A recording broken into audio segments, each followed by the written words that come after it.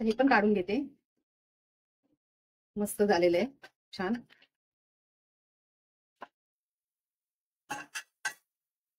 तर soulful cooking channel मध्ये तुम्हाला सगळ्यांचे खूप खूप स्वागत करते. आज आपण बनवलं आहे मूग डाळ चिला बनवलेला आहे आणि हा सँडविच बनवलेला आहे. मूग डाळ चिल्यापासूनच 2 पदार्थ आपण बनवलेले आहेत. खूप छान झालेले आहे, मस्त.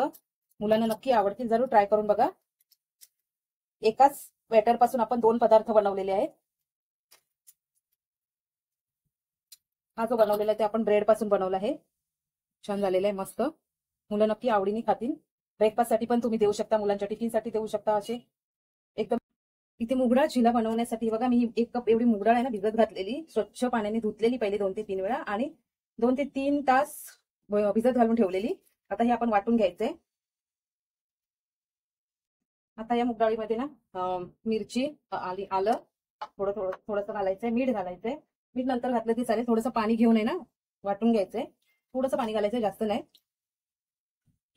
आणि मी ना जिरं आणि हळद पण आहे, 1 टीस्पून एवढी जिरं आणि हळद ते पण वाटून घेते. रात्रभर चांगली ना भिजवलंय मी मुगडाळ, त्याच्यामुळे नंतर हवं छान अशी स्मूथ अशी पेस्ट करून घेतली आहे.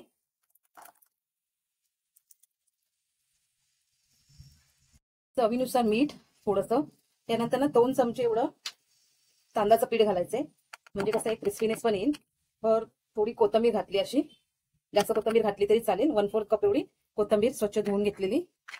त्याच्यानंतर कांदा, टॅमॅटो थोडं थोडं तुम्हाला जे आवडेल ना ते तुम्ही टाकू शकता. मी आता हे कांदा आहे थोडासा, ही सिमला मिरची आहे, सिमला मिरची पण थोडीशी टाकते.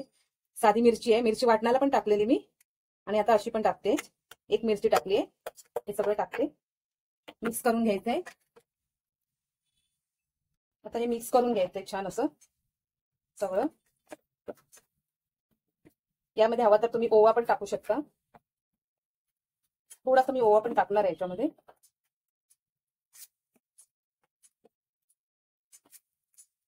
ओवा कसं कोणाकोणाला आवडतो नाही आवडतो, ऑप्शनल आहे. जिरं पण तसं टाकलेलं आहे. असं थोडंसं हातावरती हे करायचंय आणि टाकायचंय. एक छान असा मस्त स्वाद येतो. सगळं मिक्स करून झाल्यावरती तवा मी एक साईडला तापत ठेवलेला आहे. पटापट होणारी रेसिपी आहे, अगदी मुलांना, आणि एकदम हेल्दी रेसिपी आहे ही.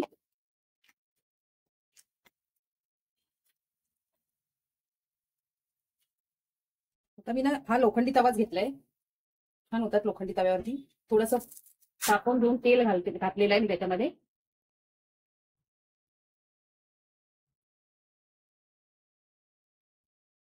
पातळ असं एकदम पसरवून घ्यायचंय, तुम्हाला जसं हवंय तसा.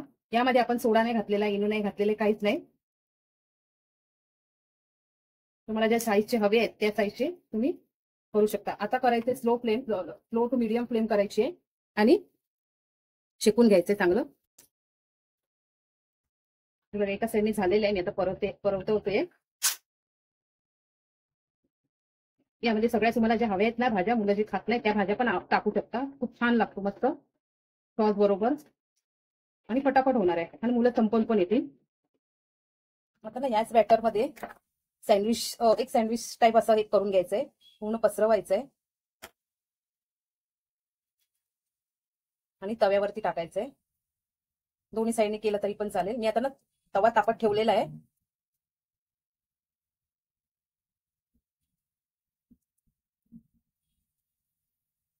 हे असं केलं ना तरी पण हे मुलांना द्यायला पण छान आहे.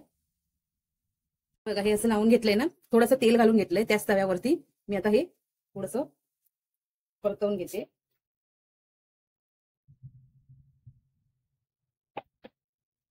म्हणजे एकाच बॅटर मध्ये आपण 2 पदार्थ बनवू शकतो. असं हे सँडविच,